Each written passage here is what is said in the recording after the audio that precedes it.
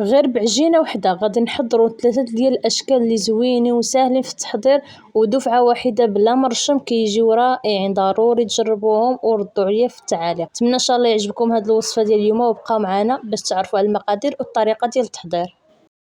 وعلى بركة الله هنا غادي نحتاجو 200 غرام ديال الزبدة. هنا خديت 6 القطع ديال الفرماج مثلث، ولا تقدروا تستعملوا اي فرماج عندكم نتوما، الفرماج اللي كتفضلوا ولا متوفر عندكم. كنضيف 3 د البيضات، غادي ندير تقريبا واحد نص معلقه ديال الملحه، المهم ما كاملش نص معلقه، غير واحد شويه صافي. المهم غادي نبدا نخلطو مزيان ديك الزبده مع داك الفرماج والبيض. عاد كنضيف المنسمات اللي عندي. بالنسبه للنكهات نتوما اللي كتحكموا فيهم، اي نكهه يعني متوفره عندكم ديروها فهاد القريشلات هادو راه كيجيو زوينين. وهنا من بعد ما خلطت مزيان تقدروا ديروا كلشي هكا في الهاشوه، طحنوا في خطره، كيجي من احسن، كيجي القوام ديالو كريمي، كيجي بحسن البنات. انا هنا كنت صراحه المهم درت هنا كلشي في خطره، قلت غير ندير غير هنا وصافي. المهم غادي نضيف هنا بالنسبه ضفت هنا كاس ديال الزيت وبديت خلطت مزيان. عاد درت هنايا القزبر البنات، انا هنا القزبر خلطته مع الثومه محكوكه صافي. المهم درت كميه لا باس بها هنا في القزبر صافي. وبديت كنضيف الدقيق هكا بالدفعات، الدقيق كيبقى على حسب الخليط. ودرت واحد الساشيه من خميره الحلويات فئه 7 غرام. المهم كنخلطوا كلشي مزيان حتى كيتخلط هكا الدقيق، حتى كنحصلوا على القوام ديال العجين رطبه، كتكون القوام ديال العجين رطبه. المهم نحاولوا ما امكن ما نقصحوش العجينه، حيت مازال غادي نديروا عاد نكهات، ومازال يعني العجينه خصها تكون شويه مرخوفه. راه البنات خاصها عاد واحد شويه ديال الدقيق، ولكن ما بغيتش نزيد لها حتى نقسمها وندير فيها كالنكهات. ملي كديري دوك النكهات كيبقى بحال اللي كتزيد عاد كتجرى عاد شويه.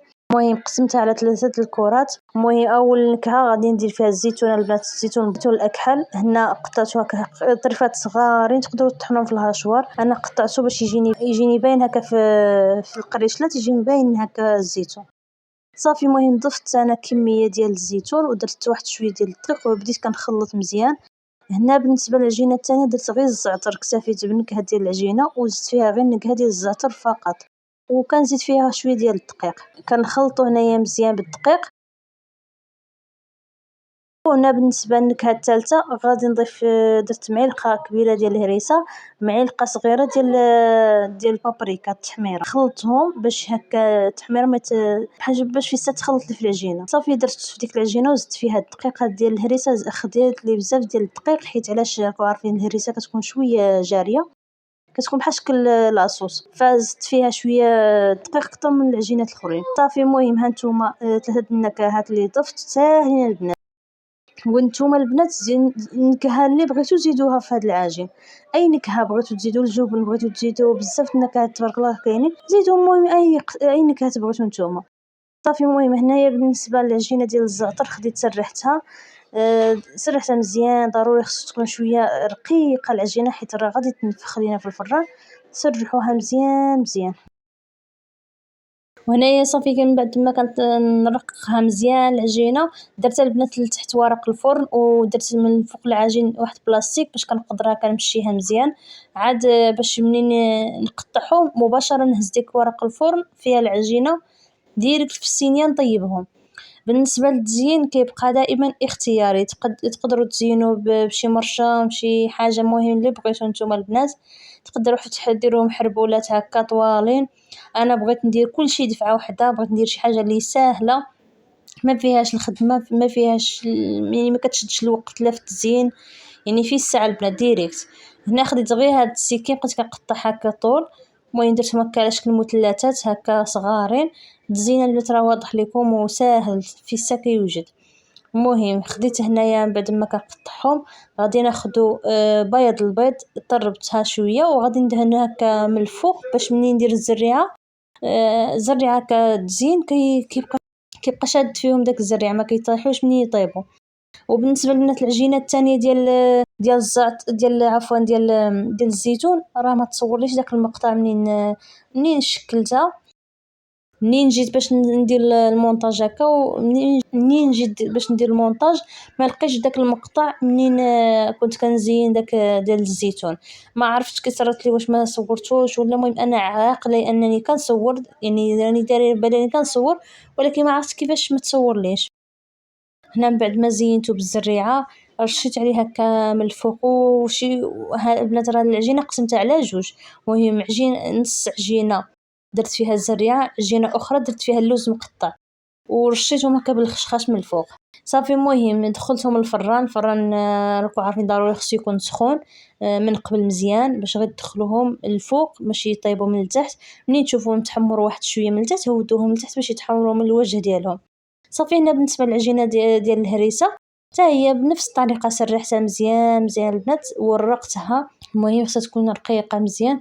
صافي وغادي ندوز نشكلهم حتى هما مباشره، التزيين ديالهم كيبقى ساهل. وكما قلت لكم من الاول اي شكل بغيتو نتوما تقدروا ديروا دوك مريشمات صغارين، تقدروا ديروا على شكل ورده، على شكل ملفاي. المهم نتوما والقناه ديالكم شنو التزيين اللي بغيتو. بغيتو شي حاجه ساهله في الساع ما تشيطلكمش العجينه ما تبقاوش عاد تلووا وتسرحوا. هذه هي الطريقه اللي سهله. صافي خديت هاد الجراره ديال الشباكيه. صافي كيما شفتوا معايا درت هاد الخطوط هادو غادي نديرهم البنات على شكل سيجار طوالين. صافي راني انا هنايا راه كنقسم العجينه على جوج، كندير هذه وكندخلها الفران كنعاود نسرح العجينه الاخرى. المهم تبارك الله هاد الكميه راه عطاتني كميه ما شاء الله كبيره ما شاء الله. وبالنسبه للعجينه ديال الزيتون كما قلت لكم راه ما تصورتيش داك المقطع، عرفتو ما عجبنيش الحال من ما تصورليش داك المقطع، ما عرفت كي صرات لها. المهم انا خدمت الكاميرا كانت خدامه ما عرفت كي صرات لها تا وقفت ما صورتليش داك المقطع. المهم ماشي مشكل ان شاء الله حتى المره الجايه ان شاء الله نشاركوا معكم داك الشكل عاود ان شاء الله.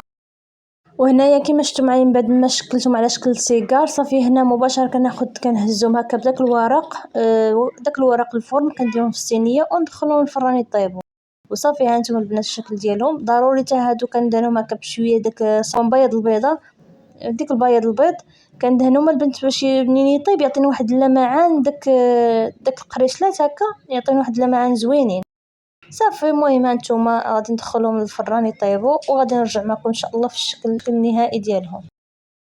هنايا من بعد ما طابوا دزت انا باش نقدمهم معكم. هنايا هادوما البنات ديال الزيتون اللي ما صورتوش معكم. هذا هو البنات راه قطعته مربع هكا مربعات صغارين حتى هو بنفس الطريقه غير هو مربع ماشي مستطيل ولا بحال الاخرين. صافي المهم هانتوما قدمته معكم بهذا الشكل هذا صراحه حتى هو كيجي زوين في المذاق كتحسوا بداك المذاق ديال الزيتون النكهه ديالو. صافي المهم هنا غادي ندير هادو ديال الزريعه ديال سميتو البنات ديال عفوا شنو هو بعدا هذاك ديال الزعتر. المهم حتى هما هكا شي حبات تحمروا لي شي حبات بقاو هكا. هذوك البنات اللي محمرين بزاف راه غير دوك الجوانب اللي كيكونوا هكا رقاقين ملي كتدلكي راه دوك الجناب كيطرقوا اكثر من الوسط. هذوك هما اللي بحال يتحمروا اكثر من الاخرين.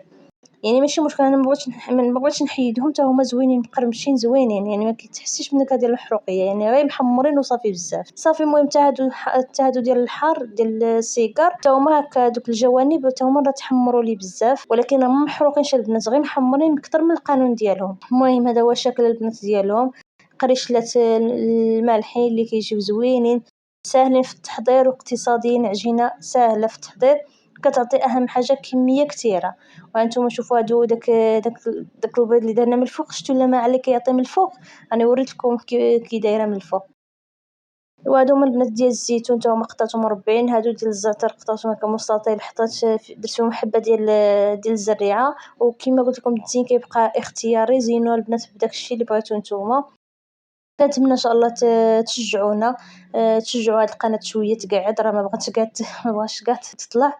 المهم راه كنديروا معكم مجهود كبير بزاف. كنتمنى ان شاء الله تفاعلاتكم وتشجيعاتكم لينا باش حتى حنايا نكون فينا الحماس ونصوروا معكم ان شاء الله وديما نكونوا في الجديد ديما نعطيكم الجديد ان شاء الله. وشوفوا البنات من بعد ما كنهرس معكم كيجيو مقرمشين وزوينين اما المذاق ما نعاودش لكم كيفاش كيكون. كنتمنى ان شاء الله الوصفه ديالي ما تنال اعجابكم وخليتكم على خير. السلام عليكم الى الفيديو مقبل ان شاء الله.